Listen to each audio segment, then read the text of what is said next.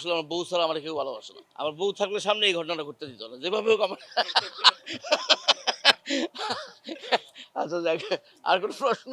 আমি একটা ছোটখাটো হুলস্থুল, কিন্তু আমার পিছনে একটা ব্যাপক হুলস্থুল চলতেছে। ব্যাপক হুলস্থুলের সঙ্গে পাল্লা দিয়ে ছোটখাটো হুলস্থুল, আমি বুঝতে পারছি না কি হচ্ছে কি হবে। নতুন গান আসতেছে না, কই আসতেছে তো, কাজ করতেছি তো, অনেকগুলো গান দাঁড়াইছে, এর মধ্যে রেকর্ডিং করছি তো, রেকর্ডিং কমপ্লিট। এগুলো হ্যাঁ আসছে, বেশ বেশ কয়েকটা গানের কাজ চলছে। এগুলো থাক, এগুলো আসবে সামনে। হ্যাঁ, স্টেজ শো তো লাগাতার লেগে আছে। এই বর্ষার জন্য একটু কম। এখন দেশের ভিতরেই এই গত কয়েক বছর ধরে দেশের ভিতরে বেশি কাজ করছি, বাইরে কম যাওয়া হয়েছে আমার গত এই বেশ কিছু বছর যাবত। তো আবার সময় এসছে, আবার বাইরে যেতে হবে।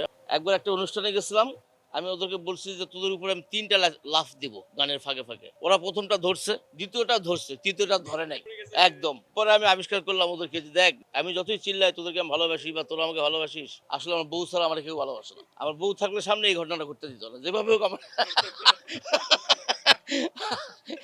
আচ্ছা যাক, আর কোন প্রশ্ন আছে? হতবড় ভালো লাগছে না, ভালো কিছু করতে হবে, এটা দায়িত্ব নিজ কাঁধে নিতে হবে আর কি সবাইকে। আমরা যারা সত্যিকার অর্থেই গান বাজনা পছন্দ করি এবং শান্তিপূর্ণ পরিবেশ পছন্দ করি, চাই আমাদেরকে এই সঙ্গীতের জগৎটা বা গান বাজনার জগৎটা আন্তরিকভাবে আবার নিজের নিজস্ব উদ্যোগে ঝাঁপায় পড়ে আবার কাজ কাম বাড়াইতে হবে, গান বাড়াইতে হবে, গান করতে হবে।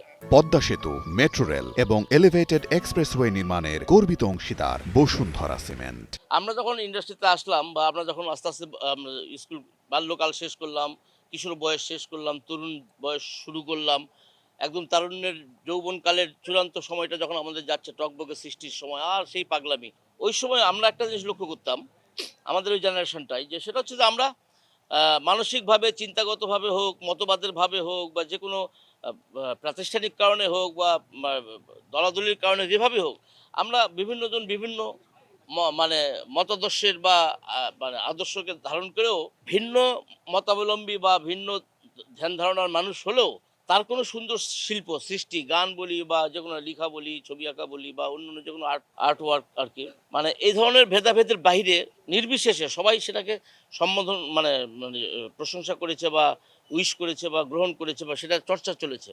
কিন্তু এখন যে জিনিসটা দেখা যায় আর কি, বিশেষ করে সেটা হচ্ছে যে এটা কি, এটা বোধহয় আমার যেটা ধারণা সেটা হচ্ছে প্রযুক্তি বা প্রচার মাধ্যমগুলো খুব সহজ হয়ে গেছে, সবার হাতে হাতে একটা করে চ্যানেল। হ্যাঁ, এরকম পরিস্থিতি, মানে মোবাইলটা ডেভেলপ করার পরে যেটা ঘটছে, এই জন্যই কিনা আমি জানি না। এখন হচ্ছে কি, যদি কোনো কারণে কারো একটা কোনো কিছু ভালো না লাগে তার, বা তার একটা বিষয়ের সঙ্গে তার মিল হচ্ছে না, বা মতের বিরোধিতা ঘটছে, এরকম দুজন মানুষ হলেও, বা তিনজন মানুষ বা পাঁচজন বিভিন্ন মতাবলম্বী মানুষ হলেও, নিজের মতের সঙ্গে যার মিলছে না, তার কোনো ভালো জিনিসও তো ভালো লাগছে না। ভালো জিনিসেরও স্বীকৃতি সে দিতে কষ্ট পাচ্ছে। এটা আমাদের সময় ছিল না।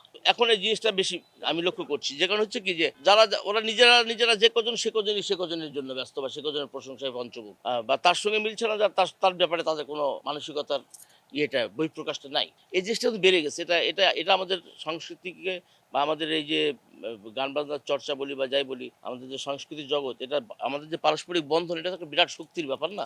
আমরা সকল এই যে শিল্পমনা মানুষরা যদি আমরা এক জায়গায় একটা কানেক্টেড থাকতাম, আমরা যদি একত্রিত থাকতাম, তাহলে তো অন্যরকম একটা ব্যাপার থাকতো। এটা হয় না কেন?